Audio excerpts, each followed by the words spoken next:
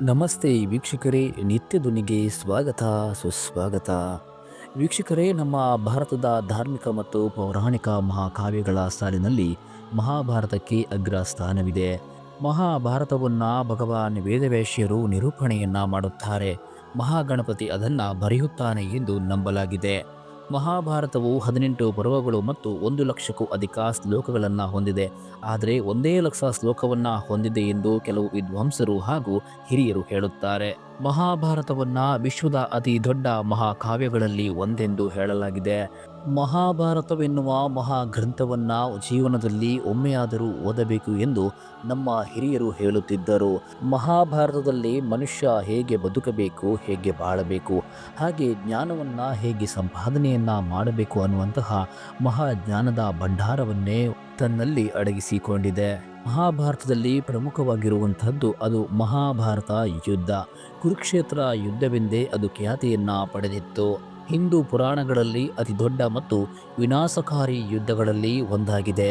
ಧರ್ಮಕ್ಷೇತ್ರವಾದ ಕುರುಕ್ಷೇತ್ರದಲ್ಲಿ ನಡೆದ ಈ ಮಹಾಸಮರವು ಕೌರವರು ಮತ್ತು ಪಾಂಡವರ ನಡುವಿನ ಸಂಘರ್ಷದ ಪರಾಕಾಷ್ಠೆಯೇ ಆಗಿತ್ತು. ಸುಮಾರು 18 ದಿನಗಳ ಕಾಲ ನಡೆದ ಈ ಯುದ್ಧವು ಲಕ್ಷಾಂತರ ಯೋಧರು ಪ್ರಾಣವನ್ನ ಬಲಿ ತೆಗೆದುಕೊಂಡಿತ್ತು ಮತ್ತು ಅಸಂಖ್ಯಾತ ಕುಟುಂಬಗಳನ್ನು ನಾಶ ಮಾಡಿತ್ತು.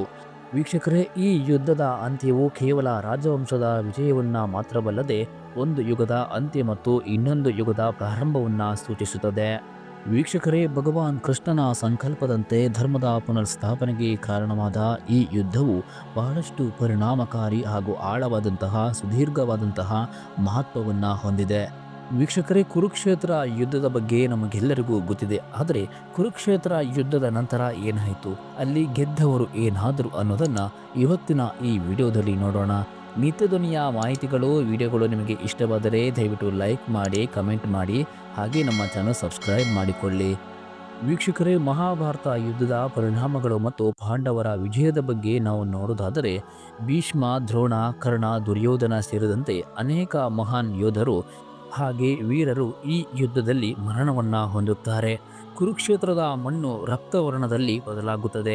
ಬಂಧುಗಳು ಬಂಧುಗಳನ್ನು ಕೊಂದರು. ಯುದ್ಧದ ಕೊನೆಯಲ್ಲಿ ಪಾಂಡವರು ವಿಜಯಶಾಲಿಗಳಾಗಿ ಹೊರಹೊಮ್ಮಿದರು. ಆದರೆ ಈ ವಿಜಯವು ಆನಂದವನ್ನ ತರಲಿಲ್ಲ, ಬದಲಿಗೆ ದುಃಖ ಮತ್ತು ನಷ್ಟದ ಅರಿವನ್ನ ತಂದಿತ್ತು. ಯುದ್ಧ ಮುಗಿದ ನಂತರ ಯುಧಿಷ್ಠಿರನು ಸಿಂಹಾಸನವನ್ನ ಏರಲು ಇಷ್ಟಪಡಲಿಲ್ಲ. ಏಕೆಂದರೆ ಈ ಯುದ್ಧದಲ್ಲಿ ತನ್ನ ಬಂಧುಗಳನ್ನು ಕಳೆದುಕೊಂಡು ಯುಧಿಷ್ಠಿರನು ಬಹಳ ದುಃಖದಲ್ಲಿ ಇರುತ್ತಾನೆ. ಆದರೆ ಕೃಷ್ಣನ ಸಮಾಧಾನ ಮತ್ತು ವ್ಯಾಸರ ಮಾರ್ಗದರ್ಶನದಿಂದ ಅವನು ಅನಿವಾರ್ಯವಾಗಿ ಹಸ್ತಿನಾಪುರದ ಸಿಂಹಾಸನವನ್ನ ಏರುತ್ತಾನೆ. ಯುದ್ಧದ ನಂತರ ಧೃತರಾಷ್ಟ್ರ ಮತ್ತು ಗಾಂಧಾರಿ ತಮ್ಮ ಪುತ್ರರನ್ನು ಕಳೆದುಕೊಂಡು ದುಃಖದಿಂದ ಕಂಗೆಟ್ಟಿದ್ದರು.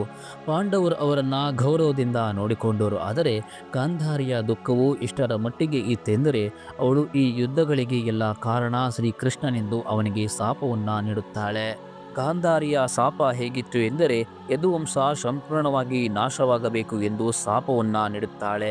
ವೀಕ್ಷಕರು, ಇನ್ನು ಮಹಾಭಾರತ ಯುದ್ಧ ಮುಗಿದು 35 ವರ್ಷಗಳ ತನಕ ಪಾಂಡವರು ರಾಜ್ಯಭಾರವನ್ನ ಮಾಡುತ್ತಾರೆ ಎಂದು ಹೇಳುತ್ತಾರೆ. ವೀಕ್ಷಕರೇ, ಇಲ್ಲಿ ನಾನು ನಿಮಗೆ ಬಹಳ ವಿಶೇಷವಾದಂತಹ ಒಂದು ಮಾಹಿತಿಯನ್ನ ನೀಡಲಿದ್ದೇನೆ. ಅದು ಏನೆಂದರೆ ಮಹಾಭಾರತ ಯುದ್ಧ ಮುಗಿದು 18ನೆಯ ದಿನಕ್ಕೆ ಕಲಿಯುಗ ಪ್ರಾರಂಭವಾಗುತ್ತದೆ ಎಂದು ಹೇಳಲಾಗುತ್ತದೆ. ಆದರೆ ಮಹಾಭಾರತ ಯುದ್ಧ ಮುಗಿದು ಸುಮಾರು 35 ವರ್ಷಗಳ ತನಕ ಪಾಂಡವರು ರಾಜ್ಯವನ್ನ ಆಳುತ್ತಾರೆ ಎಂದು ಹೇಳುತ್ತಾರೆ. ಇದರ ಅರ್ಥ ನಾವು ನೋಡೋದಾದರೆ ಪಾಂಡವರು ರಾಜ್ಯವನ್ನ ಆಳಿರುವಂತಹದ್ದು ಇದೇ ಕಲಿಯುಗದಲ್ಲಿ ಎಂದು ಹಿರಿಯರು ಹಾಗೂ ಕೆಲವು ತಿಳಿದಂತಹ ವಿದ್ವಾಂಸರು ಹೇಳುತ್ತಾರೆ. ಹಾಗೆ ಇನ್ನೂ ಒಂದು ವಿಶೇಷವಾದಂತಹ ಮಾಹಿತಿ ಇರುವಂಥದ್ದು, ಈ ವಿಡಿಯೋವನ್ನು ಸಂಪೂರ್ಣವಾಗಿ ನೋಡಿ ಆ ಮಾಹಿತಿ ಏನು ಅನ್ನೋದನ್ನು ತಿಳಿದುಕೊಳ್ಳಿ. ಪಾಂಡವರು ಯುದ್ಧವನ್ನ ಗೆಲ್ಲುತ್ತಾರೆ. ಯುಧಿಷ್ಠಿರನಿಗೆ ಪಟ್ಟಾಭಿಷೇಕವನ್ನ ಮಾಡಲಾಗುತ್ತದೆ. ಯುಧಿಷ್ಠಿರನ ಆಳ್ವಿಕೆಯಲ್ಲಿ ರಾಜ್ಯದಲ್ಲಿ ಶಾಂತಿ ಮತ್ತು ಸಮೃದ್ಧಿ ನೆಲೆಸಿತ್ತು ಎಂದು ಹೇಳುತ್ತಾರೆ.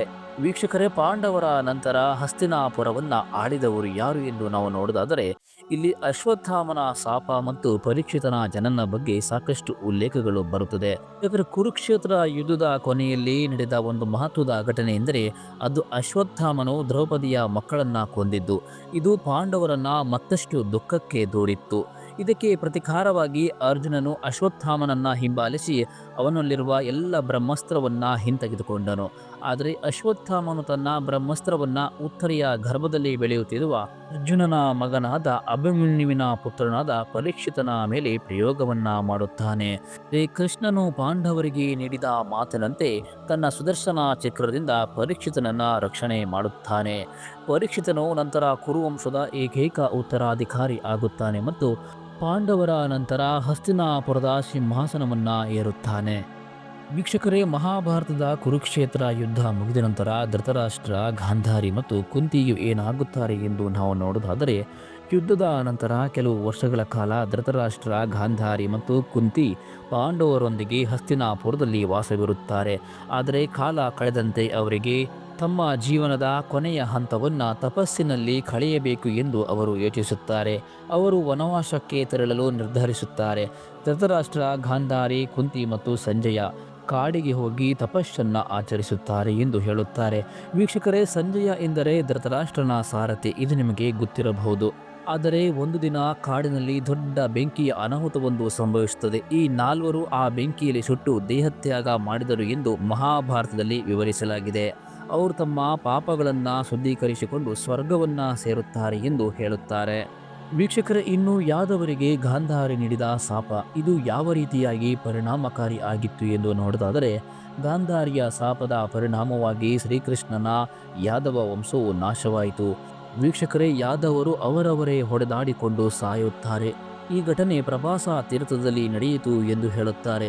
ವೀಕ್ಷಕರೇ, ಈ ಪ್ರಭಾಸ ತೀರ್ಥವನ್ನ ಇಂದಿನ ಸೋಮನಾಥ ದೇವಾಲಯ ಇರುವಂತಹ ಸ್ಥಳ ಎಂದು ಹೇಳುತ್ತಾರೆ. ಆದರೆ ಇದರಲ್ಲಿ ಬಲರಾಮನು ತನ್ನ ಯೋಗ ಬಲದಿಂದ ದೇಹತ್ಯಾಗ ಮಾಡಿದ ನಂತರ ಶ್ರೀಕೃಷ್ಣನು ಏಕಾಂತವಾಗಿ ಕಾಡಿನಲ್ಲಿ ವಿಶ್ರಾಂತಿ ಪಡೆಯುತ್ತಿದ್ದನು. ಆಗ ಜರ ಎಂಬ ಬೇಟೆಗಾರನು ಜಿಂಕೆ ಎಂದು ಭಾವಿಸಿ ಶ್ರೀಕೃಷ್ಣನ ಪಾದಕ್ಕೆ ಬಾಣವನ್ನ ಹೂಡುತ್ತಾನೆ. ಶ್ರೀಕೃಷ್ಣನು ಈ ಲೋಕವನ್ನ ತ್ಯಜಿಸಲು ನಿರ್ಧಾರವನ್ನ ಮಾಡುತ್ತಾನೆ. ಭಗವಾನ್ ಶ್ರೀಕೃಷ್ಣನು ತನ್ನ ಮಾನವ ದೇಹವನ್ನ ತ್ಯಜಿಸಿ ವೈಕುಂಠವನ್ನ ಸೇರುತ್ತಾನೆ ಎಂದು ಹೇಳಲಾಗಿದೆ. ವೀಕ್ಷಕರೇ, ಇಲ್ಲಿ ನಾನು ನಿಮಗೆ ಇನ್ನೊಂದು ಮಾಹಿತಿಯನ್ನ ಹೇಳುವುದಾದರೆ, ಅದು ಭಗವಾನ್ ಶ್ರೀಕೃಷ್ಣನ ರಹಸ್ಯ. ಅದು ಏನಂತ ಹೇಳಿದರೆ, ಭಗವಾನ್ ಶ್ರೀಕೃಷ್ಣ ದೇಹತ್ಯಾಗವನ್ನ ಮಾಡಿರುವಂಥದ್ದು ಇದೇ ಕಲಿಯುಗದಲ್ಲಿ. ಮಾತನ್ನ ಕೇಳಿ ನಿಮಗೆ ಸ್ವಲ್ಪ ಗೊಂದಲ ಆಗಬಹುದು, ಆದರೆ ಇದಕ್ಕೆ ನಾನು ಸಂಪೂರ್ಣ ಮಾಹಿತಿಯನ್ನ ನಿಮಗೆ ನೀಡುತ್ತೇನೆ. ವೀಕ್ಷಕರೇ, ಮಹಾಭಾರತ ಯುದ್ಧ ಮುಗಿದು 18ನೇ ದಿನಕ್ಕೆ ಕಲಿಯುಗ ಪ್ರಾರಂಭವಾಗುತ್ತದೆ ಎಂದು ಹೇಳುತ್ತಾರೆ. ಅದಾದ ನಂತರ ಯುಧಿಷ್ಠಿರನು 35 ವರ್ಷಗಳ ತನಕ ರಾಜ್ಯಭಾರವನ್ನ ಮಾಡುತ್ತಾನೆ. ವೀಕ್ಷಕರೇ, ಮಹಾಭಾರತ ಯುದ್ಧ ಮುಗಿಯುವಾಗ ಭಗವಾನ್ ಶ್ರೀಕೃಷ್ಣನಿಗೆ 70 ವರ್ಷ 6 ತಿಂಗಳು ಆಗಿತ್ತು. ಮಹಾಭಾರತ ಯುದ್ಧ ಮುಗಿದು ಭಗವಾನ್ ಕೃಷ್ಣನು ದೇಹತ್ಯಾಗ ಮಾಡಿದ ನಂತರ ಪಾಂಡವರು ಸ್ವರ್ಗಾರೋಹಣ ಮಾಡಲಿಕ್ಕೆ ಹೊರಡುತ್ತಾರೆ ಎಂದು ಹೇಳಲಾಗುತ್ತದೆ. ಹಾಗಾಗಿ ಭಗವಾನ್ ಶ್ರೀಕೃಷ್ಣ ತನ್ನ ಅವತಾರವನ್ನ ಸಮಾಪ್ತಿ ಮಾಡಿದ್ದು ಇದೇ ಕಲಿಯುಗದಲ್ಲಿ ಎಂದು ಹೇಳುತ್ತಾರೆ. ಭಗವಾನ್ ಶ್ರೀಕೃಷ್ಣ ತನ್ನ ಅವತಾರವನ್ನ ಸಮಾಪ್ತಿ ಮಾಡುವಾಗ ಕೃಷ್ಣನಿಗೆ 106 ವರ್ಷ ಆಗಿತ್ತು ಎಂದು ಹೇಳುತ್ತಾರೆ. ಈ ಎಲ್ಲ ಘಟನೆಗಳು ಆದ ನಂತರ ಪಾಂಡವರ ಮಹಾಪ್ರಸ್ಥಾನ, ಶ್ರೀಕೃಷ್ಣನ ನಿರ್ಣಯ ಮತ್ತು ಯಾದವ ವಂಶದ ನಾಶದ ನಂತರ ಪಾಂಡವರು ತಾವು ಈ ಭೂಮಿಯಲ್ಲಿ ತಮ್ಮ ಕರ್ತವ್ಯವನ್ನ ಪೂರೈಸಿದ್ದೇವೆ ಎಂದು ಅರಿತರು. ಆಗ ಕಲಿಯುಗವು ಆರಂಭವಾಗಿರುವುದರಿಂದ ಅವರು ಮೋಕ್ಷವನ್ನ ಪಡೆಯಲು ಬಯಸುತ್ತಾರೆ. ಆದ್ದರಿಂದ ಯುಧಿಷ್ಠಿರನು ಪರೀಕ್ಷಿತನಿಗೆ ಹಸ್ತಿನಾಪುರದ ಸಿಂಹಾಸನವನ್ನ ನೀಡುತ್ತಾನೆ. ನಂತರ ಪಾಂಡವರು ತಮ್ಮ ಮಹಾಪ್ರಸ್ಥಾನವನ್ನ ಪ್ರಾರಂಭಿಸಲು ತೀರ್ಮಾನವನ್ನ ಮಾಡುತ್ತಾರೆ. ದ್ರೌಪದಿ ಮತ್ತು 4 ಸೋದರರಾದ ಭೀಮ, ಅರ್ಜುನ, ನಕುಲ ಸಹದೇವರೊಂದಿಗೆ ಯುಧಿಷ್ಠಿರನು ಹಿಮಾಲಯದ ಕಡೆಗೆ ಪ್ರಯಾಣವನ್ನ ಬೆಳೆಸುತ್ತಾನೆ. ಈ ಪ್ರಯಾಣದ ಅಂತ್ಯ ಕಠಿಣವಾಗಿತ್ತು. ದಾರಿಯಲ್ಲಿ ಒಬ್ಬರ ನಂತರ ಒಬ್ಬರು ಬಿದ್ದು ಸತ್ತರು. ಈ ಸಾವಿಗೆ ಅವರ ಪಾಪಗಳು ಮತ್ತು ದುರ್ಬಲತೆಗಳೇ ಕಾರಣವೆಂದು ಮಹಾಭಾರತದಲ್ಲಿ ಹೇಳುತ್ತಾರೆ. ಇನ್ನು ದ್ರೌಪದಿಯು ಅವಳ ಪ್ರಯಾಣದ ಆರಂಭದಲ್ಲಿಯೇ ಬಿದ್ದಳು. ಅವಳ ಸಾವಿಗೆ ಕಾರಣ ಅವಳು ಅರ್ಜುನನನ್ನ ಇತರಿಗಿಂತ ಹೆಚ್ಚು ಪ್ರೀತಿಯನ್ನ ಮಾಡುತ್ತಿದ್ದಳು ಎಂದು ಅವಳ ಹೃದಯದಲ್ಲಿ ಪಕ್ಷಪಾತವಿತ್ತು ಎಂದು ಹೇಳುತ್ತಾರೆ. ಇನ್ನು ಎರಡನೆಯದಾಗಿ ಸಹದೇವನು ತನ್ನ ಜ್ಞಾನದ ಬಗ್ಗೆ ಹೆಚ್ಚು ಹೆಮ್ಮೆ ಪಡುತ್ತಿರುತ್ತಾನೆ. ಅತಿಯಾದ ಜ್ಞಾನಾಭಿಮಾನಿ ಅವನ ಪತನಕ್ಕೆ ಕಾರಣವಾಯಿತು ಎಂದು ಹೇಳುತ್ತಾರೆ. ಇನ್ನು ನಕುಲ ತನ್ನ ರೂಪ ಮತ್ತು ಸೌಂದರ್ಯದ ಬಗ್ಗೆ ಅತಿಯಾದ ಅಭಿಮಾನವನ್ನ ಹೊಂದಿದ್ದನು. ಈ ಗರ್ವ ಅವನ ಸಾವಿಗೆ ಕಾರಣವಾಯಿತು ಎಂದು ಹೇಳುತ್ತಾರೆ. ಇನ್ನು ಮಧ್ಯಮ ಪಾಂಡವ ಅರ್ಜುನ ತನ್ನ ಶೌರ್ಯ ಮತ್ತು ಪರಾಕ್ರಮದ ಬಗ್ಗೆ ಅತಿಯಾದ ಹೆಮ್ಮೆಯನ್ನ ಹೊಂದಿದ್ದನು. ಕೌರವರನ್ನ ಒಂದು ದಿನದಲ್ಲಿ ಸೋಲಿಸುವುದಾಗಿ ಪ್ರತಿಜ್ಞೆಯನ್ನ ಮಾಡಿದ್ದ. ಆದರೆ ಅದನ್ನ ಮಾಡಲು ಅವನು ವಿಫಲನಾಗಿರುತ್ತಾನೆ. ಹಾಗಾಗಿ ಅವನು ಅದರಿಂದ ಅವನ ಪತನಕ್ಕೆ ಕಾರಣವಾಯಿತು ಎಂದು ಹೇಳುತ್ತಾರೆ. ಇನ್ನು ಭೀಮನು ಅತಿಯಾದ ಆಹಾರ ಸೇವನೆ ಮಾಡುತ್ತಿದ್ದನು ಮತ್ತು ತನ್ನ ಶಕ್ತಿಯ ಬಗ್ಗೆ ಅಹಂಕಾರ ಹೊಂದಿದ್ದನು. ಹಾಗಾಗಿ ಅವನು ಸಹ ಮಾರ್ಗಮಧ್ಯದಲ್ಲಿ ಮರಣವನ್ನ ಹೊಂದುತ್ತಾನೆ. ಅಂತಿಮವಾಗಿ ಯಧಿಷ್ಠರನು ಮಾತ್ರ ಉಳಿದುಕೊಳ್ಳುತ್ತಾರೆ ಮತ್ತೆ ಅವನ ಜೊತೆ ಒಂದು ನಾಯಿ ಕೂಡ ಇರುತ್ತದೆ. ಹಾಗೆ ಯಧಿಷ್ಠಿರನು ತನ್ನ ಪ್ರಯಾಣವನ್ನ ಮುಂದುವರಿಸುತ್ತಾನೆ. ದಾರಿಯಲ್ಲಿ ಅವನೊಂದಿಗೆ ಉಳಿದ ನಾಯಿಯನ್ನ ಬಿಟ್ಟು ಬರುವಂತೆ ಇಂದ್ರನು ಅವನಿಗೆ ಹೇಳುತ್ತಾನೆ. ಆದರೆ ಯಧಿಷ್ಠಿರನು ನಾಯಿಯನ್ನ ತ್ಯಜಿಸಲು ನಿರಾಕರಿಸುತ್ತಾನೆ. ಈ ನಾಯಿಯು ಧರ್ಮದೇವತೆಯ ರೂಪವಾಗಿತ್ತು.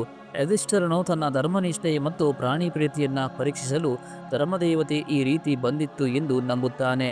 ವೀಕ್ಷಕರೇ, ಯಧಿಷ್ಠಿರನು ಯಾವುದೇ ಸ್ಥಿತಿಯಲ್ಲಿ ಇದ್ದರೂ ಕೂಡ ಧರ್ಮವನ್ನ ತ್ಯಜಿಸುವುದಿಲ್ಲ ಎಂದು ಶಪಥವನ್ನ ಮಾಡಿದ್ದನು. ಧರ್ಮರಾಜ ಯಧಿಷ್ಠಿರನು ತನ್ನ ಶರೀರದೊಂದಿಗೆ ಸ್ವರ್ಗವನ್ನ ಸೇರುತ್ತಾನೆ. ಇದೇ ಶರೀರದ ಸ್ವರ್ಗಾರೋಹಣ ಎಂದು ಹೇಳುತ್ತಾರೆ.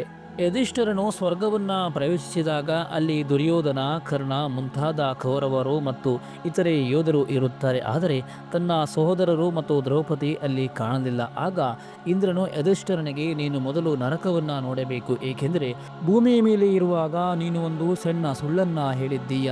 ಅಶ್ವತ್ಥಾಮನು ಸತ್ತನೆಂದು ಹೇಳಿದಾಗ ನರವೋ ಕುಂಜರವೋ ಎಂದು ಹೇಳಿದ್ದನು, ಆದರೆ ಮನುಷ್ಯನು ಆನೆಯೇ ಎಂದು ತಿಳಿದಿದೆಯೇ? ಆ ಪಾಪಕ್ಕೆ ನೀನು ನರಕವನ್ನ ನೋಡಲೇಬೇಕು ಎಂದು ಹೇಳುತ್ತಾನೆ. ನಂತರ ಯಧಿಷ್ಠಿರನು ನರಕಕ್ಕೆ ಹೋಗುತ್ತಾನೆ. ನರಕದಲ್ಲಿ ತನ್ನ ಸಹೋದರರು ಮತ್ತು ದ್ರೌಪದಿಯನ್ನು ನೋಡಿ ದುಃಖಿತನಾಗುತ್ತಾನೆ. ಆದರೆ ಇದು ಒಂದು ಭ್ರಾಂತಿ ಮಾತ್ರವಾಗಿತ್ತು. ದೇವತೆಗಳು ಮಾಯೆಯನ್ನ ಸೃಷ್ಟಿಸಿದರು. ಅಂತಿಮವಾಗಿ ಯಧಿಷ್ಠಿರನು ತನ್ನ ಸಹೋದರರು ಮತ್ತು ದ್ರೌಪದಿಯೊಂದಿಗೆ ಸ್ವರ್ಗವನ್ನ ಸೇರುತ್ತಾನೆ ಎಂದು ಹೇಳುತ್ತಾರೆ. ಇನ್ನು ಮಹಾಭಾರತದ ನಂತರದ ಭಾರತವನ್ನು ನಾವು ನೋಡೋದಾದರೆ, ಪಾಂಡವರು ಮಹಾಪ್ರಸ್ಥಾನದ ನಂತರ ಪರೀಕ್ಷಿತನು ಹಸ್ತಿನಾಪುರದ ಸಿಂಹಾಸನವನ್ನ ಸಮರ್ಥವಾಗಿ ಆಳಿದನು. ಅವನ ಆಳ್ವಿಕೆಯು ಧರ್ಮಬದ್ಧವಾಗಿತ್ತು ಮತ್ತು ಅವನ ಆಳ್ವಿಕೆಯಲ್ಲಿ ಪ್ರಜೆಗಳು ಕೂಡ ಸುಖವಾಗಿ ಸಂತೋಷದಿಂದ ಇದ್ದರು. ಆದರೆ ಕಲಿಯುಗದ ಪ್ರಭಾವ ಕ್ರಮೇಣ ಹೆಚ್ಚಾಯಿತು. ಪರೀಕ್ಷಿತನು ತಕ್ಷಕನಿಂದ ಸಾವನ್ನಪ್ಪುತ್ತಾನೆ ಮತ್ತು ಅವನ ಮಗ ಜನಮೇಜನ ಸರ್ಪಯಜ್ಞವನ್ನ ಮಾಡಿ ತನ್ನ ತಂದೆಯ ಸಾವಿಗೆ ಸೇಡನ್ನ ತೀರಿಸಿಕೊಳ್ಳಲು ಪ್ರಯತ್ನವನ್ನ ಮಾಡುತ್ತಾನೆ. ಇದಾದ ನಂತರ ಕುರುವಂಶ ಹಾಗೂ ಪಾಂಡವ ವಂಶ ತಮ್ಮ ಅಸ್ತಿತ್ವವನ್ನ ಕ್ರಮೇಣವಾಗಿ ಕಡಿಮೆ ಆಗುತ್ತದೆ.